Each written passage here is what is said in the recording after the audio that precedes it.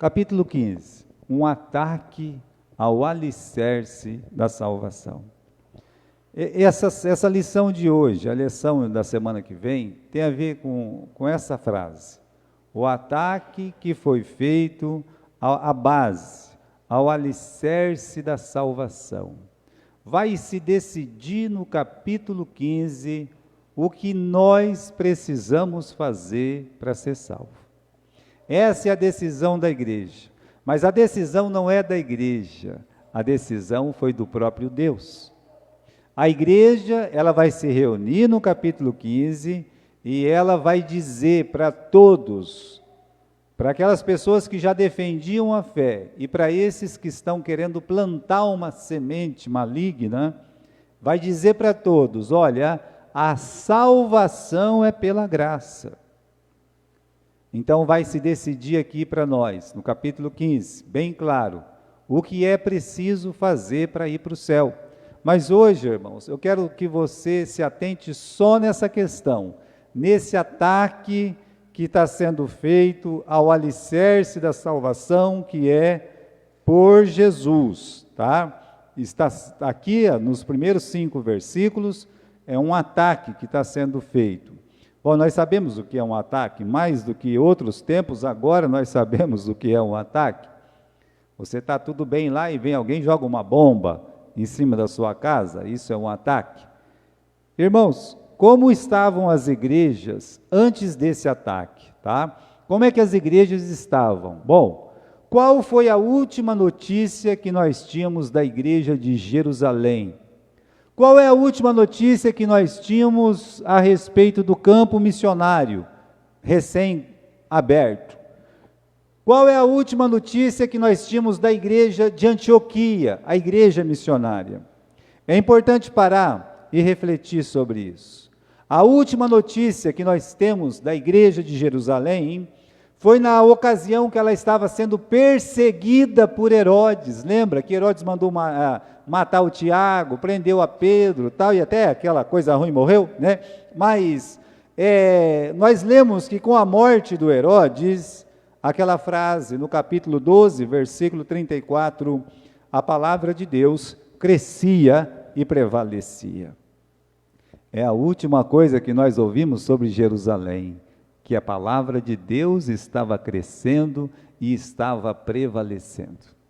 Sobre as missões, a igreja de Antioquia abriu missões através dos seus 2 missionários, a notícia do campo missionário também excelente, tá? Aqui no capítulo 14, versículo 22 e 23, que nós lemos na semana passada, nós vemos que as igrejas foram organizadas, líderes foram levantados, as igrejas foram exortadas a permanecer na fé, ou seja, qual é a última notícia do campo missionário? É que as igrejas estão sendo abertas, estabelecidas, lideranças estão sendo levantados, então essas pessoas estão trabalhando, o campo missionário está indo de vento em popa. Boas notícias nós ouvimos.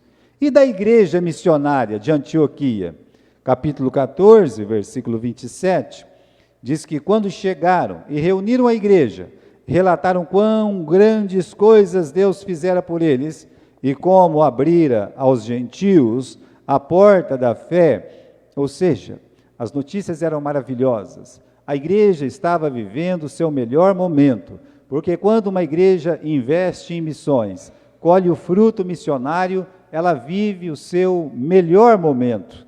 E a igreja de Antioquia vivia o seu melhor momento. Eu quero resumir. Olha, antes de lançar o vírus do legalismo, as igrejas estavam em paz, as igrejas estavam crescendo, a palavra de Deus estava prevalecendo, tudo estava indo muito bem. E aí você lê o versículo 1 do capítulo 15. Olha só. Então, né? Você já falou essa frase? As pessoas falam isso, né? Então, né, pastor? Olha o que aconteceu. É, assim mesmo. Aqui no versículo 1 diz, então, né? Olha lá. Alguns que tinham descido da Judéia ensinavam assim os irmãos: se vos não circuncidardes, conforme o uso de Moisés, não podeis salvar-vos.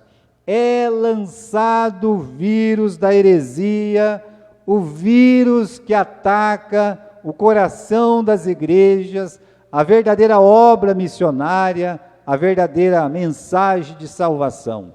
O vírus do legalismo está sendo plantado aqui, meus irmãos. Qual é o objetivo atrás desse vírus?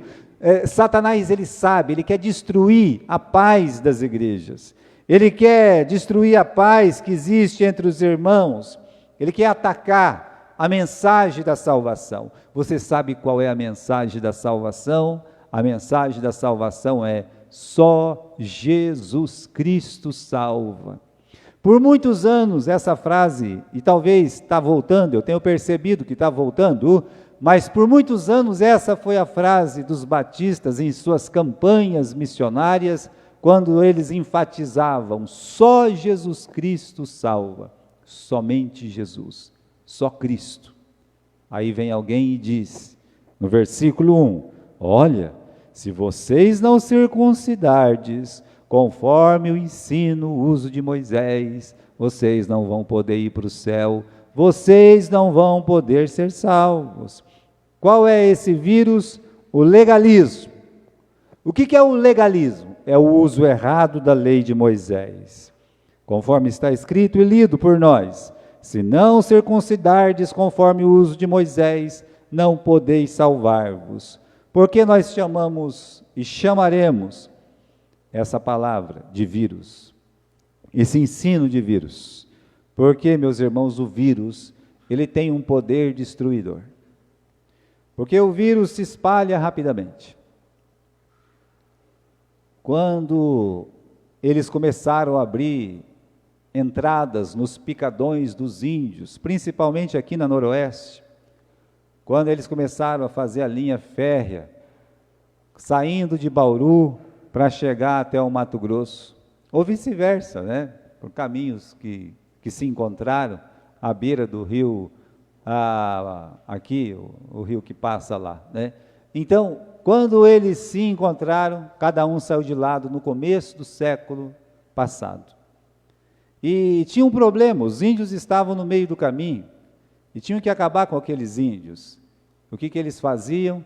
Eles pegavam roupas de cama, eles pegavam roupas de enfermeiros e médicos infectados com o vírus da gripe e outros vírus, e eles deixavam no meio das trilhas dos índios, e os índios pegavam aquilo, pegavam uma gripe, pegavam alguma coisa, levava lá para sua oca, né?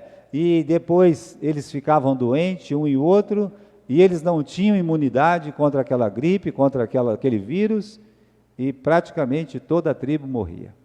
Foi assim que facilmente eles expulsaram os índios caiagangues daqui. Não expulsaram, foi um genocídio. Irmãos, nós vamos chamar isso de vírus, primeiro, pelo poder destruidor. O vírus tem um poder destruidor, nós estamos vendo isso com o vírus dessa Covid-19. E porque se espalha rapidamente. É uma coisa horrível. O vírus, ele pega um, daqui a pouco está no outro, quando pensa que não, o outro já pegou, alguém vai morrer, alguém vai ser atingido, alguém vai ser atacado. Olha, existe o evangelho verdadeiro, existe um falso evangelho, como Paulo diz, um outro evangelho, esse é o vírus.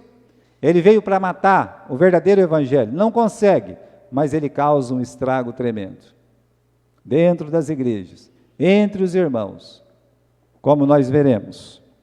O que é legalismo? Pastor, o que é isso? A origem da palavra, lei, legal. Isso é legal, quer dizer, está dentro da lei isso, né? A lei de Moisés. Moisés deu a lei para o povo de Israel, que veio dos céus. Existia aquela lei que é a lei natural, que está na nossa mente, no nosso coração, consubstanciada no decálogo, os 10 mandamentos. Existe também a lei positiva, colocada por Deus, no capítulo 21, 22 e 23 do livro de Êxodo. Quer dizer, os israelitas, eles estavam sobre aquele código, sobre aquela lei. E a lei é um aio que nos conduz até Jesus Cristo, para mostrar, você é um pecador. A lei sempre vai falar não para você, e você vai sempre descumprir a lei, até o dia que você tromba com Jesus e encontra Cristo. E aí, meus irmãos, você vai descobrir, eu sou um pecador, eu transgredi a lei. Então a lei serve para te conduzir a Cristo. Ela mostra o que está errado em você, mas ela não conserta. É Jesus quem conserta. E aí então legalismo é isso. É uma aplicação da lei de Moisés para a salvação. Isso não é correto. O que ensina o legalismo? É a crença que você tem que fazer e manter certas regras, né? E também certas leis para que Deus fique satisfeito com você e te deixe entrar no céu. É a religião do que eu faço, contrária à graça de Deus, onde Cristo fez. Então a lei diz, faz isso, faz aquilo, faz aquele outro, para você entrar no céu. E a graça diz, Cristo morreu na cruz, para que você o receba e entre no céu. O legalismo é você fazendo, a graça é Cristo tendo feito. É uma grande diferença. Resumindo, algumas seitas pregam que para a pessoa ser salva, ela precisa cumprir certas regras, como aqui no versículo 1 do capítulo 15 de Atos. Olha, se vocês não se circuncidar, conforme o uso de Moisés, final do versículo 1, vocês não podem ir para o céu, vocês não podem ir, ser salvos. Olha só, tem sempre um porém. Então, irmãos, isso é legalismo. Eu acredito que a melhor definição que nós temos do legalismo foi definido pelo apóstolo Paulo, no livro de Colossenses. Está aqui, a mensagem para você, os versículos estão escritos, e você pode ler na tela, na sua Bíblia. Primeiro em Colossenses capítulo 2, versículo 16 e 17, que diz assim: portanto, ninguém vos julgue pelo comer ou pelo beber, ou ainda com relação a alguma festa religiosa, Páscoa, papapá, celebração das luas novas, ou dias de sábado. Você consegue ler como eu? Esses rituais são apenas sombra do que haveria de vir. A realidade, o corpo, todavia, encontra-se em Cristo. As festas do Antigo Testamento, a guarda do sábado, tudo isso são sombras do que representa Jesus. Cada festa tem um perfil, uma beleza de Cristo, uma indicação de Jesus. A mesma coisa o sábado, que é Jesus, o nosso descanso. Então você vai perceber que ele está dizendo, olha, ninguém vos julgue, come isso, come aquilo, beba aquilo, continue aí, Na próxima está escrito, Colossenses capítulo 2, versículo 20 a 23. Não mais obedeçais às regras como estas, não toques, não proves, não manuseis, como disseram para Jesus, como disseram para aquele rapaz que Jesus, ele tinha acabado de ser curado. Você não pode carregar essa cama, hoje é sábado, disseram para Jesus. Onde já se viu o Senhor vir curar no dia de sábado aqui nessa sinagoga? Tem segunda, terça, quarta, quinta, sexta, domingo, vai vir logo o dia de sábado. Olha só, é isso que ele está dizendo. Ele está dizendo aqui, não mais obedeçais essas regras, como não toques, não proves, não manuseis. Os seus discípulos estão comendo sem lavar as mãos. Isso é contra a lei de Moisés? Todas essas regras estão destinadas a desaparecer pelo uso, pois se baseiam em ordenanças e ensinos meramente humanos. Esses regulamentos têm, de fato, aparência de sabedoria, com sua pretensa religiosidade. Eu digo para você que essas igrejas dos usos e costumes legalistas, eles têm a pretensão de religiosidade, falsa humildade, rígida disciplina para com o corpo. E o mais importante, não tem valor algum para refrear as paixões da carne. As pessoas ficam escravas, como no Velho Testamento, não são libertas pelo sangue de Jesus. Eles acreditam que eles guardar aquele mandamento em especial, eles vão para o céu. Se não guardar, eles vão para o inferno. Enquanto Cristo diz: vinde a mim, todos vós que estáis cansados e oprimidos, e eu vos aliviarei, vos darei descanso para vossas almas. Reparem, meus irmãos, a diferença da religião de Cristo e a religião dos homens. Pergunta-se, quem eram os semeadores dos vírus? Nós vamos ver isso dentro da Bíblia agora. Não vamos colocar nomes não, mas vamos ver aqui dentro da Bíblia. Versículo 1. Então, alguns que tinham descido da Judéia. Versículo 5. Alguns, porém, da seita dos fariseus. Quem eram os semeadores de vírus? Como eles são chamados? Olha aí o versículo 1 e 5. Eles são chamados de alguns. Tem uma tradução que traz indivíduos. Veja que há uma diferença no versículo 1, quando fala: esses indivíduos ensinavam os irmãos. Esses indivíduos, eles não são chamados de irmãos, eles são indivíduos mesmo. Eles são pessoas, eles não são irmãos. Irmãos é quem tem a mesma fé, a mesma ordem, em Cristo Jesus, salvos pelo sangue do Cordeiro. Esses são irmãos. Você chamar uma pessoa legalista de irmãos, você está errado. Ele não é teu irmão em Cristo, porque ele não acredita em Cristo como único e suficiente Salvador. Uma pessoa, para ser chamada de irmão, ela precisa ser totalmente entregue a Jesus. Não há regras. Não são chamados de irmãos em lugar nenhum, mas apenas de indivíduos. Versículo 19. São chamados de molestadores. Capítulo 15, versículo 19. Pelo que julgo que não se deve molestar ou perturbar aqueles dentre os gentios que se convertem a Deus. O que é molestar? Essa palavra é muito usada hoje, né? Porque tem essa questão de violência contra a mulher, contra a criança, os molestadores. O que é essa palavra aqui? Significa molestar, tá? No versículo 19. E o que é molestar? A pessoa vem com jeitinho, vem falando, até que faz a cooptação, né? Vai lá e consegue fazer a cabeça da pessoa. Molestar.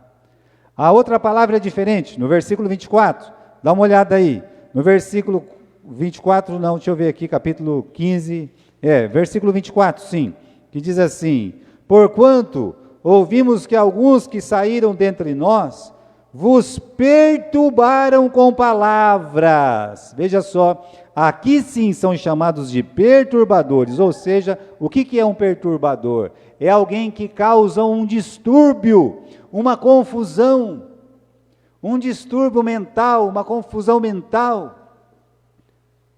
Não são chamados de irmãos, são chamados de molestadores, agora são chamados de perturbadores. E no versículo 24 ainda, diz que são transtornadores de alma. Sabe o que quer dizer essa palavra no original? Transtornador, destruidores. Então, irmãos, a Bíblia pegou pesado com eles, a palavra de Deus pegou pesado. Eles são molestadores, são perturbadores, são transtornadores, ou seja, eles estão destruindo a fé verdadeira das pessoas em Cristo Jesus. Isso não é uma brincadeira. Isso aqui não é uma coisa bonita de falar, é uma coisa triste. Outra pergunta: de onde surgiram esses legalistas? Versículo 5. Alguns, porém, da seita dos fariseus. Eram da seita dos fariseus. Jesus condenou veementemente o farisaísmo no capítulo 23 do livro de Mateus. Ai de vós, escribas e fariseus. Alguém sabe a próxima palavra? O que ele chama? Hipócritas, atores. A palavra ali significa atores.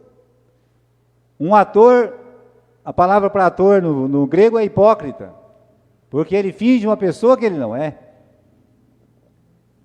Então, Jesus, ele diz, vocês são hipócritas, vocês rodam o mar, a terra, e quando vocês conseguem converter uma pessoa, vocês fazem eles filhos do inferno 2 vezes. Já estava perdido, agora nessa doutrina falsa, está perdido 2 vezes. Ai de vós, escribas e fariseus, que lançam fardo pesado na costa das pessoas, mas não mexe um dedinho, não move um dedinho para aliviar. Sepulcros caiados. Sabe o que é um sepulcro caiado? Tem cemitério que você vai assim, dá até gosto, coisa mais linda do mundo. Tudo de mármore, mármore mesmo, bonito. Eu sempre gostei de mármore. O pastor João amava mármore. As igrejas que ele construía, todas tinham o chão de mármore. E aí, é porque ele amava muito, gostava. Minha igreja, né, se eu puder eu coloco mármore. E assim vai. Aí você tira aquele mármore, você tira aquele cimento, aquelas pedras, você abre o caixão, e o que tem dentro do caixão? Uma coisa apodrecendo, senão já toda podre. Sepulcros caiados, ou seja, por fora bela viola, por dentro pão bolorento. Jesus pegou pesado com esses fariseus, com esses escribas, e olha, irmãos, era um grupo forte na igreja de Jerusalém. Sabe por quê? Porque eles saíram do farisaísmo, mas o farisaísmo não havia saído dos seus corações. E na igreja de Jerusalém, eles eram fortes, fortes, fortes mesmo. Eles estão dizendo aqui, bom, tudo bem, os gentios querem entrar na igreja, agora eles querem fazer parte? Primeiro não podia, né? Até o capítulo 10 não podia. Pedro foi lá, a primeira coisa que eles falaram para Pedro foi, que negócio é esse de entrar na casa de um gentio, para comer, tal? Aí Pedro teve que explicar, então tá bom, tá certo. Então quer dizer que agora o gentio pode ser salvo, o não judeu pode ser salvo. Ele pode ser salvo. Mas não pode não, só pode ser salvo se circuncidar, só pode ser salvo se guardar a lei de Moisés. É isso que eles estão dizendo. E ficou muito forte essas regras dentro da igreja. Eles estão dizendo, é preciso acrescentar a lei ao sangue de Jesus. Ouça isso. O legalismo diz, só o sangue de Jesus não é capaz de nos salvar. E é você pensa assim? Ou você pensa que só o Senhor Jesus Cristo salva? O que a Bíblia diz? Nós vamos ver claramente isso a semana que vem, que nós somos salvos pela graça, tá? Salvos pela graça, versículo 11, capítulo 15, versículo 11. Cremos que seremos salvos pela graça de nosso Senhor Jesus Cristo. Está vendo só? Essa é a nossa bandeira. Esse meus irmãos, um batista que se preze. Ele sabe que a salvação é só pela graça. Se ele não sabe isso, ele não é ainda um batista que se preze. Porque a nossa igreja, ela é nascida e criada em cima desse lema, só Jesus Cristo salva. Pela graça sois salvos, por meio da fé. Isso não vem de vós, é um presente de Deus. Não por obras, para que ninguém se glorie. Efésios capítulo 2, versículo 8 e versículo 9. Veja como é importante você ter a base. O vírus veio para destruir essa base. A força e o estrago do legalismo dentro das igrejas. Na igreja de Jerusalém, era tão forte que a circuncisão tornou-se o diferencial para reconhecer quem era e quem não era salvo. Você é o quê? Eu sou judeu, mas circuncidado, né? É circuncidado. Não. Então você é salvo, né? E você? Eu não fui circuncidado. Amigo, o inferno te espera. Você vai queimar no fogo do inferno, né? Não guarda a lei de Moisés? O inferno te espera. Calma lá. A igreja de Jerusalém começou a ser tomada por esse pensamento. Se tornaram cristãos legalistas. E aí quando Paulo chega da terceira viagem, chama ele, conversa com ele e fala, ó Paulo, é o seguinte, Paulo, né? Legal que você é um missionário e tudo, e mais, né? Mas tem uns irmãos dizendo aqui que você está ensinando aí para o pessoal que a pessoa não precisa guardar a lei de Moisés, né? Então faz o seguinte, rapa a tua cabeça, faz um voto, tem uns irmãos aí, junta com eles. Paulo não caiu nessa história? Veja como é forte o pensamento, não é brincadeira não. Agora, irmãos, olha a igreja que esse vírus invadiu, as igrejas da Galácia, que Paulo tinha acabado de organizar. Gálatas capítulo 3, vamos lá no livro de Gálatas capítulo 3, Gálatas capítulo 3, versículo 1, Paulo diz, ó insensatos Gálatas, quem vos fascinou para não obedecerdes à verdade? Você sabe que a palavra que nós temos aí, fascinar, sabe o que significa isso no grego, no original? É enfeitiçar. Sabe que essa palavra tem no Velho Testamento e no Novo Testamento, os feiticeiros. A pessoa fazia lá uma feitiçaria, mudava completamente a cabeça da pessoa. Pois Paulo está dizendo para os Gálatas, Gálatas, ó, como vocês são insensatos, quem vos enfeitiçou para não obedecerdes à verdade? Gálatas capítulo 3 e versículo 1, eu vou ler também aqui com vocês. Aí ele continua, ele diz assim, a vós, perante os olhos de quem Jesus Cristo já foi representado como crucificado. Eu só quisera saber isto de vós, recebeste o Espírito pelas obras da lei ou pela pregação da fé? Sois tão insensatos que tendo começado pelo Espírito, acabais agora pela carne? Paulo está dizendo para eles, como é que pode vocês ser tão enganados? Como é que pode vocês serem iludidos? Quem vos enfeitiçou? Vocês receberam a pregação pela fé, por que vocês agora estão fazendo isso? Estão dizendo que para uma pessoa ser salva, tem que ser circuncidado, guardar o sábado, etc. Por que vocês estão fazendo isso? Capítulo 3, agora capítulo 5, versículo 2. Eu acredito que essa palavra aqui de Gálatas, capítulo 5, versículo 2, ela é pesada mesmo, tá? Ah, não gostou? Não gostou? Eu não tenho nada a ver com isso, né? Tem que ler a Bíblia. Olha lá, versículo 2. Eis que eu, Paulo, vos digo, se vos deixar de circuncidar, Cristo de nada vos aproveitará. De novo eu protesto a todo homem que se deixa circuncidar, que está obrigado a guardar toda a lei. Separados estáis vós de Cristo, os que vos justificais pela lei, vocês têm caído da graça. Se fosse eu que tivesse dito isso, mas não sou eu, é o Espírito Santo. Se uma pessoa quer se circuncidar, o faça por ele, não para a sua salvação. E não fica semeando isso dentro da igreja, não. Não fica semeando guarda de sábado dentro da igreja, não. Quer fazer isso? Vai direto para os sabatistas. Lá eles já fazem isso. Olha, meus irmãos, as igrejas onde esse vírus invadiu, atrapalhou a mente daqueles irmãos, atrapalhou a fé daqueles irmãos. Então Paulo foi duro, né? Olha o que o legalismo fez na igreja.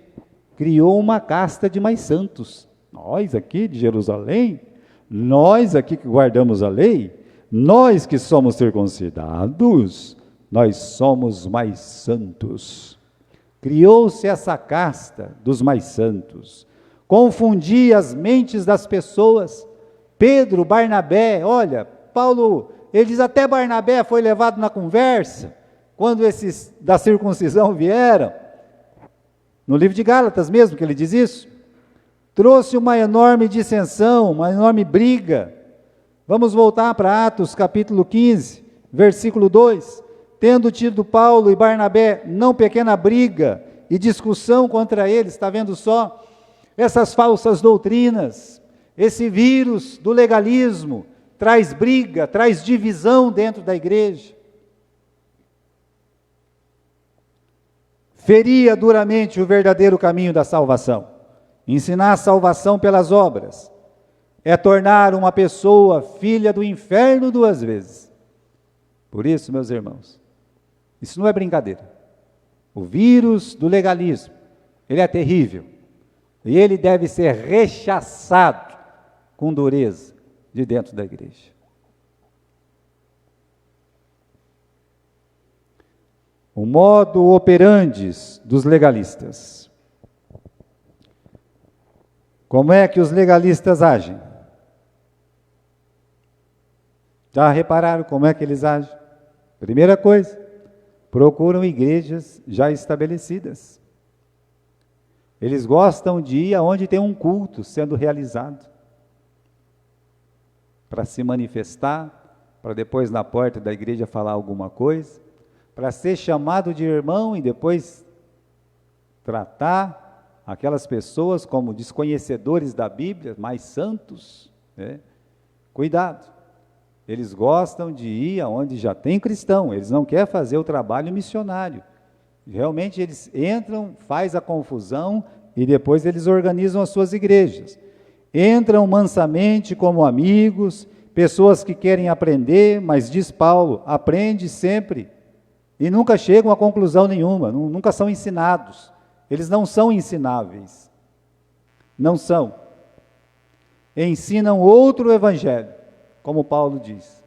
Se vier alguém aqui ensinar outro evangelho, seja anátema, quer dizer maldito, que é o evangelho de Jesus, mais alguma coisa, nunca só Jesus. Costumam ser rigorosos. Eles falam, aqui nesta igreja tem, eles não falam doutrina, eles falam doutrina, aqui nós temos doutrina. Doutrina significa cabelo comprido, roupa até o pé, entendendo? Sem maquiagem, sem um batom, sem um... guarda do sábado, não comer cebola, comer muita cebola.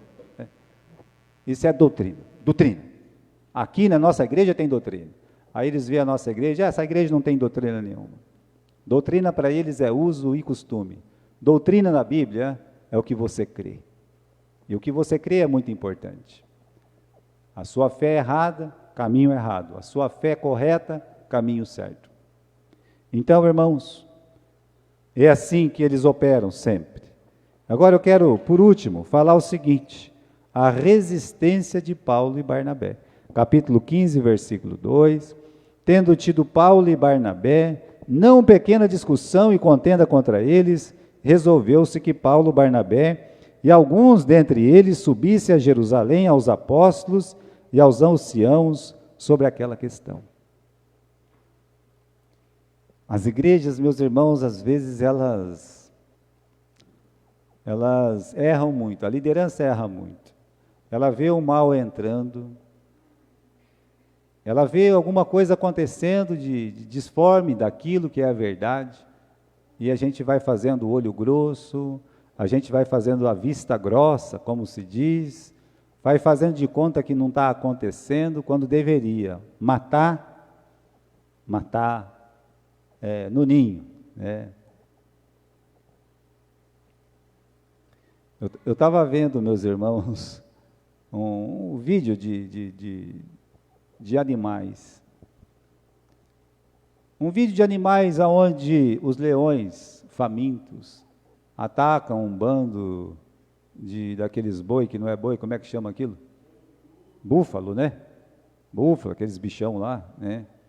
E faz um estrago danado. Às vezes o búfalo consegue se defender, mas quando pega um pequenininho, dá até dó. Mata mesmo e coisa e tal. Mas eu estava vendo uma coisa estranha, que eu achei, será que isso é verdade?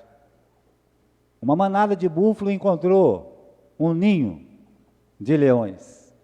E eles disseram, melhor a gente pegar eles quando é pequeno, porque depois que é grande, é como um mineiro. Eu vou falar mineiro porque eu sou mineiro, por parte da minha mãe e do meu avô.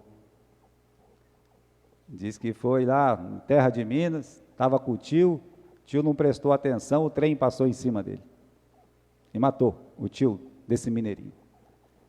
Aí ele saiu de lá, foi para São Paulo, um dia estava na casa de um amigo, e o filho tinha um ferrorama.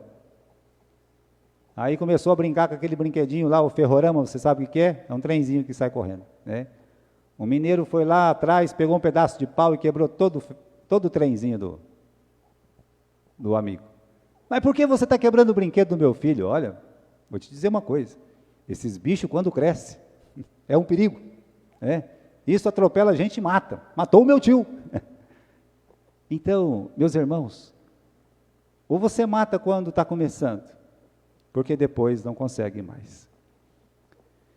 E aqui o apóstolo Paulo está dando um ensino, ele enfrentou de frente, Paulo e Barnabé, ele levou as pedradas para organizar aquelas igrejas, ele que abriu aquele trabalho, ele que pregou a salvação em Jesus.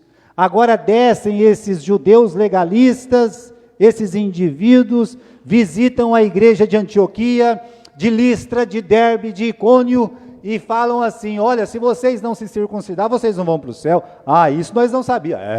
Está na Bíblia, né? Vai lá e faz esse negócio. Quando o Paulo chega lá, está todo mundo ensinando a salvação pela guarda da lei. Paulo não gostou disso, ele disse o quê? O que está acontecendo aqui? Versículo 2. Tiveram não pequena discussão e contenda contra eles, e resolveu-se que Paulo e Barnabé e alguns dentre eles subissem a Jerusalém, aos apóstolos e aos anciãos sobre aquela questão. Nós vamos decidir isso. Nós vamos levar esse caso para a igreja de Jerusalém. Nasceu lá em Jerusalém o problema, nós vamos levar lá para a igreja de Jerusalém. Sabe como é que nós chamamos isso? Defender a fé. Lute pela fé, uma vez entregue aos santos. Livro de Judas. Vamos comigo lá? Livro de Judas. Judas, capítulo 1. Pastor, só tem um capítulo. Está aí. Então é esse mesmo. Judas, capítulo 1, versículo 3. Amados, procurando eu escrever-vos com toda a diligência acerca da comum salvação, ou seja, todos nós somos salvos da mesma maneira. Comum salvação significa isso. Todos nós somos salvos da mesma maneira. Então ele está dizendo, amados, procurando eu escrever-vos com toda a diligência acerca da comum salvação, eu tive por necessidade de escrever-vos e vos exortar a lutar pela fé, uma vez entregue aos santos. Porque se introduziram alguns que antes já estavam inscritos para esse mesmo juízo, homens ímpios, que convertem em dissolução a graça de Deus, e negam a Deus, único dominador e Senhor Jesus Cristo, quando um testemunho de Jeová bater na sua porta. Você não esqueça desse versículo. Negam a Deus, único dominador, único Senhor nosso, Jesus, Jeová, do Velho Testamento. Então, irmãos, você e eu somos chamados a lutar pela fé. O que Paulo está fazendo aqui é lutar pela fé. Nossa igreja, realmente, ela é pequena, ela é pobre, mas nós temos a palavra da verdade. É um tesouro. E isso é um diferencial. Enquanto você estiver nesse diferencial, você pode estar certo, você está seguro. Teu coração vai estar em paz. Você não é um cara de confusão, não é uma moça de confusão. Você veio para aprender, você veio para ensinar a verdade de Deus, a graça de Deus. Salvação só em Cristo Jesus. Quero terminar o estudo lendo 1 Timóteo, capítulo 4 e versículo 16. Paulo diz o seguinte, ele estava falando da Bíblia, né? Ele estava falando da necessidade, persiste em ler, persiste em exortar, em ensinar, não despreze o dom que há em ti, medita estas coisas, Timóteo, ocupa-te nelas, para que o teu aproveitamento seja manifesto a todos. Aí ele diz o seguinte, no versículo 16, ele diz, tem cuidado de ti mesmo, se cuida, meu irmão, toma atento, fique esperto, né? Tem cuidado de ti mesmo e da doutrina. Então você é chamado a cuidar de você e da doutrina.